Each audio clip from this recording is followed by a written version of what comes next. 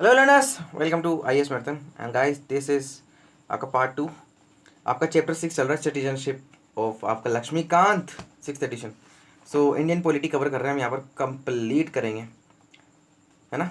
तो अभी तक हमने काफ़ी कुछ देखा। क्या क्या देखा सिटीजनशिप में? हमने अभी तक देखा मीनिंग, सिग्निफिकेंस, कॉन्स्टिट्यूशनल प्रोविजंस क्या हैं, सिटीजनशिप अमेंडमेंट एक्ट देख रहे हैं हम 1955 का, जिसके अंदर हम ये देख रहे हैं कि किस तरीके से एक्विजिशन कर सकते हैं सिटीजनशिप का, है ना। तो हमने दो देख लेते हैं, by birth and bye decent.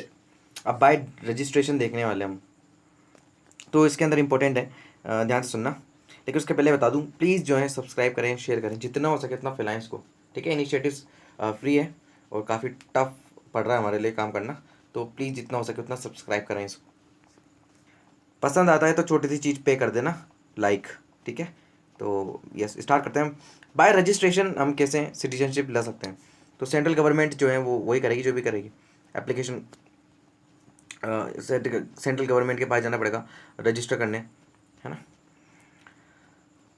अगर वो इन कैटेगरीज में से किसी में आता है तो ही इसको सिटीजनशिप दी जाएगी। अ person of Indian origin who is ordinarily resident in India for 7 years before the making of application of registration. Registration के पहले 7 साल तक अगर आप इंडिया में रहते हैं तो आपको जो है आप रजिस्ट्रेशन के थ्रू मेंबरशिप ले सकते हो। मेंबरशिप यानी कि आप जो है अपनी टीम में आ सकते हो, भारत की टीम में, राइट, ठीक है। अ person of Indian origin who is ordinarily resident in any other country, जो कि अनडिवाइडेड इंडिया में था। अब इसका बहुत बड़ा है इसका बहुत सिग्निफिकेंस है, जो कि मान लीजिए जैसे कि बांग्लादेश है, उसके अलावा आपका पाकिस्तान है ना, यस। तो इन कंट्री जो कि अनडिवाइडेड इंडिया के पार्ट है, तो इसके अंदर अगर आप रेजिडेंट रहे हैं तो बिल्कुल मिलेगा आपको। A person a person who is married to a citizen of India and is ordinary resident in India for 7 years before making of application for registration, ठीक है। यानी कि आपने शादी की बेसिकली इंडियन सिटीजन से, लेकिन या फिर उसके अलावा बेसिकली आपको जो है रेजिडेंट तो होना पड़ेगा 7 years का before making application for the registration, ये कंपलसरी है। Minor children of person who are citizen of India, minor children of a person who are citizen of India. उसके अलावा person of full age and capacity whose parents are registered as the citizen of India, ठीक है। यानी कि उनके जो parents हैं वो टोटल रजिस्टर्ड होने चाहिए इंडियन सिटीजन में, एज ए इंडियन सिटीजन, तो आप ले सकते हो। A person of full age and capacity who और either of his parents was earlier citizen of India independent India and is ordinary resident in India for 12 month immediately before the application, जब वो डालेंगे। यानी कि एक ऐसा person जो कि बेसिकली उसके या फिर पेरेंट्स या तो इंडिपेंडेंट इंडिया इंडिया के पार्ट हो, या फिर उसके साथ ही बेसिकली इंडिया के पार्ट तो होने ही चाहिए, उसके साथ ही इंडिया में 12 month तक उसको रेजिडेंट रहना पड़ेगा इमीजिएटली बिफोर द, जब वो रजिस्ट्रेशन के लिए जाएंगे, ठीक है। नेक्स्ट आता है आपका a person of full age in capacity has been registered as an overseas citizen of India, यानी कि उसके पास एक कार्ड है जो कि ओवरसीज सिटीजन ऑफ इंडिया का है फॉर 5 years, अगर 5 साल से हैं। Who is ordinary resident in India for 12 month, जब वो करेंगे। यानी कि OCI का कार्ड है आपके पास, लेकिन आपको अगर रजिस्ट्रेशन के थ्रू इंडिया का सिटीजन बनना है परमानेंटली, तो 12 month तक आपको इंडिया का रेजिडेंट रहना पड़ेगा बिफोर दी आप एप्लीकेशन डालो। हर वो पर्सन जो इंडियन ओरिजिन का है, इफ़ ही और either of his parents undivided India में पैदा हुए हैं, तो उनको ज़रूर दी जाएगी, है ना। और ये सब जितने भी कैटेगरीज अभी हमने डिस्कस की बाय डिसेंट में, सबको क्या रजिस्ट्रेशन में, सॉरी, सबको ओथ ऑफ एलिजेंस लेना पड़ता है as a registered citizen of India, ठीक है। ओथ ऑफ एलिजेंस दिलाई जाएगी ऑफिस के अंदर। नेक्स्ट आता है आपका बाय नेचुरलाइजेशन का। नेचुरलाइजेशन से कैसे बना जाए? देखो सेंट्रल गवर्नमेंट ये बेसिकली इसमें एप्लीकेशन डालेगी आपकी, और सर्टिफिकेट ऑफ नेचुरलाइजेशन दिया जाएगा इसके अंदर आपको। लेकिन इसके लिए फॉलोइंग क्वालिफिकेशंस होनी चाहिए, जैसे कि आपकी वो किसी ऐसी कंट्री का सब्जेक्ट नहीं होना चाहिए या फिर सिटीज़न नहीं होना चाहिए जो कि इंडियन सिटीजन्स को प्रिवेंट करता हो, ठीक है। यानी कि become citizens of that country, यानी कि अगर इंडिया का सिटीज़न वहाँ का सिटीजनशिप लेना चाहे बाय प्रोसेस ऑफ नेचुरलाइजेशन नहीं दे, तो उस कंट्री का सिटीजन होना नहीं चाहिए। सेकेंड, कोई भी ऐसी country, if he is a citizen of any country, he undertakes to renounce the citizenship of that country in the events of his application for the Indian city. अगर Indian citizenship accept हो गई है तो उसको renounce तो करनी पड़ेगी basically, तो ऐसी कंट्री का बेसिकली उसको मेंबर होना ज़रूरी है। नेक्स्ट आता है आपका कि किस तरीके से गवर्नमेंट ऑफ इंडिया की अगर आप सर्विस में हो, पार्टली और नॉन पार्टली, पार्टली और फुली, ठीक है। तो basically through out the period of 12 month, अगर आप एप्लीकेशन देखो उसके 1 मंथ पहले तक जो है आपको क्या, बेसिकली 12 मंथ पहले तक यहाँ पर रिसाइड करना पड़ेगा। नेक्स्ट है आपका during the 14 years immediately preceding the sad period of 12 month, जो 12 महीने उसके पहले इमीजिएटली, जो 14 साल है, अगर इंडिया में रहे या फिर गवर्नमेंट की सर्विस में रहे, तो partly the one and partly the other, किसी में भी, तो इस पीरियड ऑफ अमाउंटिंग को एग्रीगेट करके, लेकिन 11 ईयर्स से कभी भी कम होना नहीं चाहिए ये। ने और देखो आपको बताऊँ एक कि जो अभी जो आपका भी सिटीजनशिप अमेंडमेंट एक्ट आया था, बेसिकली वो नेचुरलाइजेशन की प्रोसेस से ही बेसिकली सिटीजनशिप देने की बात करता है, ठीक है। तो उसके अंदर मैं आपको डिटेल में बताने वाला हूँ, वो बहुत ज़्यादा एनालिटिकल होने वाला है वो आपका लेसन, ठीक है। नेक्स्ट है आपका कि गुड कैरेक्टर होना चाहिए, एडिकेट नॉलेज होना चाहिए, और लैंग्वेज स्पेसिफाइड द एट, जो भी कॉन्स्टिट्यूशन की लैंग्वेज है उसके अंदर कोई भी एक में। एंड अगर उसको सर्टिफिकेट ऑफ नेचुरलाइजेशन मिल जाता है, being granted to him, that he intend to reside in India, India में रहना पड़ता है, और to enter into or continue in the service of under government or under the international organization of which India is a member of or under the society। सबसे important provision एक ये आता है गाइस, यहाँ पे ध्यान से देखना, अगर कोई गवर्नमेंट ऑफ इंडिया का बेसिकली वेव कर सकती है कोई भी कंडीशन, ऊपर वाली जितनी भी दी गई है नेचुरलाइजेशन के लिए, एनी कंडीशन में वेव ऑल और any of the condition for naturalisation in the case, अगर उस पर्सन ने कोई भी एक बहुत ही डिस्टिंग्विश सर्विस दी है कंट्री को, साइंस में, फिलोसफी में, art, literature, world peace, human progress में, तो every naturalise citizen must take an oath of allegiance with the constitution of India, लेना पड़ेगा। नेक्स्ट आता है आपका by the incorporation of a territory. तो इसके अंदर क्या है, बेसिकली कोई भी फॉरेन टेरिटरी को जब इंडिया का पार्ट बन जाएगा, तो गवर्नमेंट ऑफ इंडिया स्पेसिफाई करेगी कि उसके रहने वाले लोग जो है, वो पीपल ऑफ द टेरिटरी जो है वो इंडियन सिटीजन है ना, जैसे कि, और फ्रॉम द डेट नोटिफाइड जो करेगी गवर्नमेंट गजेट में। अब जैसे कि पौंडीचेरी है वो इंडिया का पार्ट बना, और गवर्नमेंट ऑफ इंडिया ने सिटीजनशिप पौंडीचेरी ऑर्डर निकाला 1962 का अंदर 1955 एक्ट, और ये कहा कि इसके जो सिटीजन्स हैं वो इंडिया के सिटीजन हैं, सिंपल। अब ये जो बेसिकली वाला प्रोविजन है, special provision as to the citizenship of a person covered by the Assam accord, ये 1985 में अमेंडमेंट किया गया था। बेसिकली क्या हुआ था, आसाम अकॉर्ड हुआ था उस टाइम पे between the Assam students union और गवर्नमेंट ऑफ इंडिया के बीच में, कि जितने भी पर्सन हैं ना इंडियन ओरिजिन के, जो आसाम में आए हैं बिफोर जनवरी 1 1966 का, कहाँ से, बांग्लादेश से, और ऑर्डिनरी रेजिडेंट है, तो जब से वो आए हैं इंडिया में उनको सिटीजन मान लिया जाएगा इंडिया का। क्या डेट है, 1966, याद रखना, बहुत इंपॉर्टेंट है। अभी भी यही हो रहा था जब आसाम में सीए इम्प्लीमेंट करने की बात हुई, और आसाम कोर्ट की भी। तो हर वो पर्सन, सेकंड है, हर वो पर्सन जो इंडियन ओरिजिन का है, वो मान लीजिए 1 जनवरी 1966 1966 के बाद आता है, तो और लेकिन वो 1971 यानी कि बांग्लादेश बनने के पहले आता है इंडिया में, तो वो has been ordinary resident of the Assam, तो जब से वो आता है उसको जो है आसाम का रेजिडेंट मान लिया जाएगा, ठीक है। लेकिन अगर उसको फॉरेनर मानते हैं तो उसको रजिस्टर करना पड़ेगा अपने आप को by the process of registration. Such a registered person shall deem to be the citizen of India for all purposes as from the date of expiry of a period of 10 years from the date of detection as a foreigner। ठीक है, 10 साल का वक्त दिया जाएगा, इसके बीच तक उसको जो है ये वाली प्रोसेस करनी पड़ेगी। But in the intervening period of 10 years he shall have the same rights and obligation as a citizen of India. बस राइट टू वोट नहीं होगा, ताकि पॉलिटिक्स नहीं खेली जा सके इसमें, ठीक है, सिंपल। अब आता है आपका लॉस ऑफ सिटीजनशिप कैसे जा सकता है, तो वही 55 एक्ट पढ़ रहे हैं हम, 1955 का। 3 तरीके से हम जो है सिटीजनशिप को लूज़ कर सकते हैं अंडर द कॉन्स्टिट्यूशन। पहला रेन्यूंसिएशन, फिर टर्मिनेशन और डिप्राइवेशन। रेन्यूंसिएशन में क्या होता है बेसिकली कि जो कोई भी सिटीजन है full age and capacity can make a declaration कि मैं जो है रिनाउंस कर रहा हूँ, खुद छोड़ रहा हूँ अपनी citizenship upon the registration of the declaration the person ceases to be the citizen of India, ठीक है। अगर ये डिक्लेरेशन बेसिकली वॉर के टाइम पे होगा और उसमें इंडिया इंगेज होगा, तो रजिस्ट्रेशन जो है वो सेंट्रल गवर्नमेंट के पास ही अटका रहेगा, विदहेल्ड करेगी जब तक वॉर खत्म नहीं हो जाता, ठीक है। Yes, further when a person renounce his Indian citizenship every minor child of that person loses Indian citizenship. मान लीजिए एक पर्सन है बेसिकली, उसके बेटे हैं, वो 18, बेटे बेटी जो भी हैं 18+ से कम है, माइनर है, तो उनकी भी सिटीजनशिप अपने आप लूज जाएगी। बस वो अगर अगर हाउएवर जो बच्चे हैं अगर 18 ईयर्स के हो जाते हैं, ठीक है, तो अगर उनकी इच्छा हुई कि इंडियन सिटीजनशिप को उनको रिज्यूम करना है वापस से, तो वो रिज्यूम कर सकते हैं। सेकंड आता है टर्मिनेशन। पहला अगर रिन्यूंसिएशन, पहला टर्मिनेशन।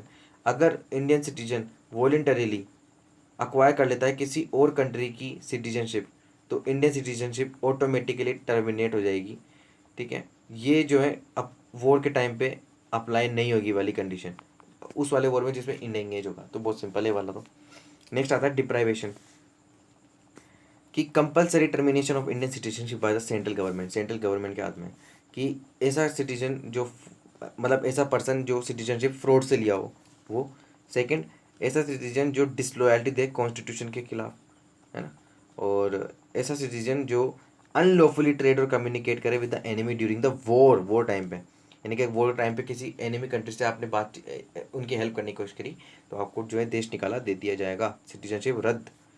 उसके अलावा अगर citizen within the 5 years of after the registration और नेचुरलाइजेशन अगर इम्प्रिजन होता है any country for the 2 years, तो फिर जो है आपकी सिटीजनशिप गई।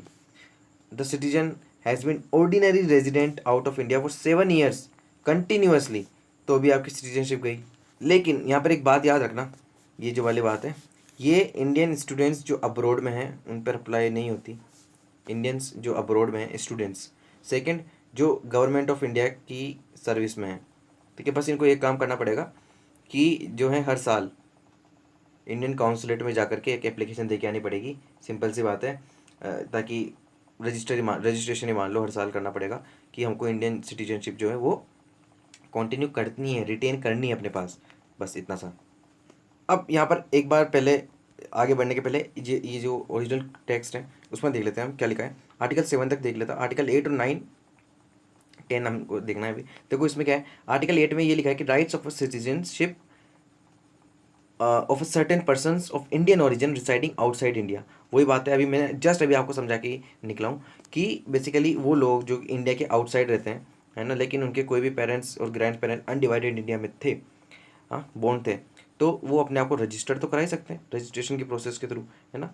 और वो भी कैसे, काउंसलर्स के रिप्रेजेंटेटिव, काउंसलर डिप्लोमेटिक में जा डिप्लोमेटिक ऑफिसर्स जो होते हैं हमारी एम्बेसीज में, वहाँ जाकर रजिस्टर करा सकते हैं। मैंने आपको ये बता दिया, है ना, यही है इसके अंदर। उसके अलावा persons voluntarily acquiring citizenship of a foreign state not to be the citizen. Article 9, remember this article, this is the very important article जो अभी आने वाला है आपके यूज़ में आगे, इसलिए मैंने आपको पहले टेक्स्ट पढ़ाना सही समझा, ठीक है, तो पढ़ लो इसको। तो इसके अंदर क्या था कि क्या कहते हैं कि कोई भी person shall be the no person shall be the citizen of India अगर वो किसी और नेशन की वॉलेंटरीली सिटीजनशिप अक्वायर कर लेता है। अंडर आर्टिकल 6 और अंडर आर्टिकल 5 के अंदर जो बेसिकली मेजर्स हैं इंडियन सिटीजनशिप को अक्वायर करने के, उसके बावजूद अगर वो किसी और कंट्री की फॉरेन सिटीजनशिप को अपना लेता है तो इंडिया की सिटीजनशिप रद्द हो जाएगी। नेक्स्ट आता है आपका आर्टिकल 10 और आर्टिकल 11, बहुत इंपॉर्टेंट। आर्टिकल 10 में यही है कि हर वो पर्सन जो कि इंडिया की मतलब एज अ सिटीजनशिप है जिसके पास, या फिर deem to be citizen of India है, तो वो इस पार्ट का और जितने भी कॉन्स्टिट्यूशन में आर्टिकल से इससे रिलेटेड पार्लियामेंट के पास पूरा हक है। बेसिकली पार्लियामेंट को अथॉरिटी दे रखी कॉन्स्टिट्यूशनली कि वो जो है पर सब्जेक्ट को लेकर के, उस सब्जेक्ट को लेकर के बना सके law. Second, parliament to regulate the right of citizenship by the law. Parliament कोई भी लॉ बना सकती है, कोई भी ऐसा प्रोविज़न है नहीं पार्ट में कि जो इसको पार्लियामेंट को रोके, ठीक है, कोई भी कानून बनाने से। पार्लियामेंट की पावर इसमें बहुत ज़्यादा है, ठीक है एक्चुअली। और वो किसी भी रिस्पेक्ट में किसी भी प्रोविज़न को लेकर के, जैसे कि एक्वाजिशन हुआ, टर्मिनेशन हुआ सिटीजनशिप, और all matters related to the citizenship को लेकर के लॉ बना सकती है। और वो सब बेसिकली जो है फॉलो करना पड़ेगा सिटीजनशिप को, बिकॉज ही और she is a subject to understand और to follow the provision of the any law जो कि पार्लियामेंट ने बनाया है। तो आर्टिकल 10 और 11 इस तरीके से रिलेटेड है। अब हम देखते हैं हमारा आगे का कॉन्सेप्ट क्या है। सिंगल सिटीजनशिप का कॉन्सेप्ट है। इसमें वो सिंपल सी बात है कि कॉन्स्टिट्यूशन, इंडियन कॉन्स्टिट्यूशन फेडरल है और डुअल पॉलिटी हमारे सेंट्रल स्टेट में। और सिंगल सिटीजनशिप का कॉन्सेप्ट है जैसे कि यूएसए में नहीं है, जैसे कि हमारे स्टेट में क्या है, कोई भी स्टेट सिटीजनशिप नहीं दे सकता, बाकी यूएसए में दे सकता है और स्विट्ज़रलैंड में भी दे सकता है। वहाँ पर डबल सिटीजनशिप का कॉन्सेप्ट है। तो यूएसए में हर पर्सन जो है वो यूएसए का सिटीजन तो है ही, उसके अलावा स्टेट का भी है। तो बेसिकली ये डिस्क्रिमिनेशन की सिचुएशन को फेवर करता है, क्योंकि सिटीजन जो है अब राइट टू वोट और right to hold public offices, इनमें डिस्क्रिमिनेशन करना स्टार्ट कर देगा। ठीक है, लेकिन ये प्रॉब्लम जो है इंडिया में बिकॉज सिंगल सिटीजनशिप है तो इसलिए प्रेवलेंट नहीं होती ज़्यादा। इंडिया में कोई भी पर्सन कहीं भी बॉर्न हुआ हो, ठीक है, रिसाइड करता हो, फुल पॉलिटिकल और सिविल राइट से इक्वल सबके पास। ठीक है, तो however this general rule of absence of discrimination is subject to the some exceptions, कुछ भी एब्सोल्यूट नहीं है। ठीक है, तो कुछ एक्सेप्शंस हैं इसके भी, यानी कि इक्वल राइट्स तो कर ही लेगा आपका, लेकिन उसमें कुछ एक्सेप्शंस है, जैसे कि आर्टिकल 16, बहुत डिटेल में पढ़ाने वाला, फंडामेंटल राइट्स देख लेना, इस एक्सेप्शन बहुत इंपॉर्टेंट होते हैं इसके, है ना। कि पार्लियामेंट जो है अगर उसने कोई भी मतलब बेसिकली आर्टिकल 16 में क्या है कि पब्लिक एम्प्लॉयमेंट में, ठीक है, इनमें ज़्यादा क्या है, डिस्क्रिमिनेशन करेगी नहीं बिल्कुल भी। तो public employment requirement as to the residence act 1957 बनाया, और इन्होंने ऑथोराइज किया the government of India to prescribe the residential qualification only for the appointment of the non gazetted post, जो कि पोस्ट होती है आंध्र प्रदेश, हिमाचल प्रदेश, मणिपुर, त्रिपुरा। तो ये एक्ट जो है वो तो एक्सपायर हो गया 1974 में। There is no such provision for any state except Andhra Pradesh and Telangana. उसके बाद आता है मेजर आर्टिकल, है आर्टिकल 15। ये कहता है कि डिस्क्रिमिनेशन नहीं करोगे ऑन द बेसिस ऑफ, सुनना ध्यान से, बहुत इंपॉर्टेंट है, on the basis of religion, race, caste, sex and place of birth, but a state can discriminate on the ground of residence।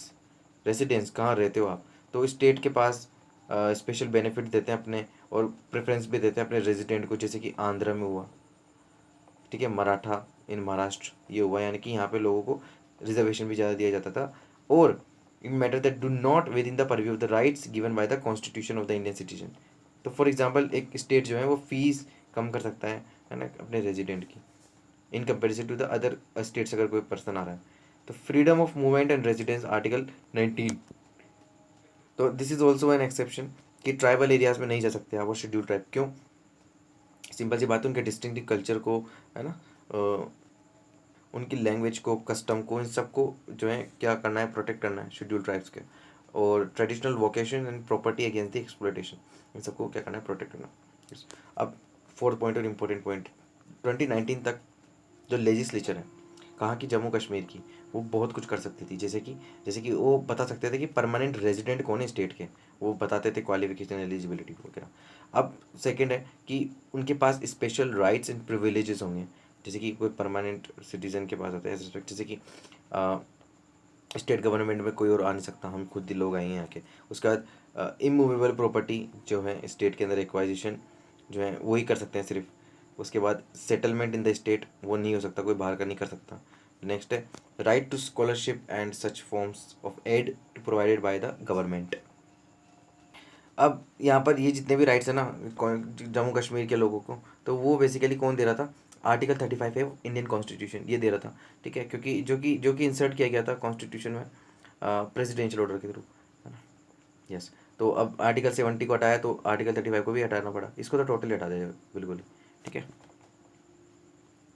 तो अब बेसिकली क्या हुआ, अब कॉन्स्टिट्यूशन ऑफ इंडिया जो है वो कनाडा का कॉन्स्टिट्यूशन से मैच करता है यहाँ पर, क्योंकि दोनों जगह सिंगल सिटीजनशिप है और यूनिफॉर्म राइट्स हैं, क्योंकि सिंगल सिटीजनशिप होगा तो all over the country single rights होने चाहिए, यूनिफॉर्म राइट्स, और इससे क्या होगा, फेटर्निटी और यूनिटी की भावना आएगी लोगों में। लेकिन फिर भी इंडिया में इसके बावजूद भी कम्युनल राइट्स हो रहे हैं, क्लास कॉन्फ्लिक्ट्स हो रहे हैं, कास्ट वॉर्स हो रहे हैं, लिंग्विस्टिक क्लेशेस, एथनिक डिस्प्यूट्स हो रहे हैं। तो बेसिकली अगर मेंस में लिखना हो तो यही कह सकते हैं कि जो हमारे फाउंडिंग फादर्स है, कॉन्स्टिट्यूशन मेकर्स है, उनका जो चेरिस्ड गोल था कि इंडिया को एक इंटीग्रेटेड नेशन बनाए, जो अभी तक फुली रियलाइज नहीं हुआ है। तो ये था हमारा वाला लेसन। अगले लेसन में हम देखेंगे ओवरसीज सिटीजनशिप ऑफ इंडिया। ठीक है, तो अगले लेसन में इसको पूरा कंप्लीट कर लेंगे, आपका वाला चैप्टर खत्म हो जाएगा सिटीजनशिप का।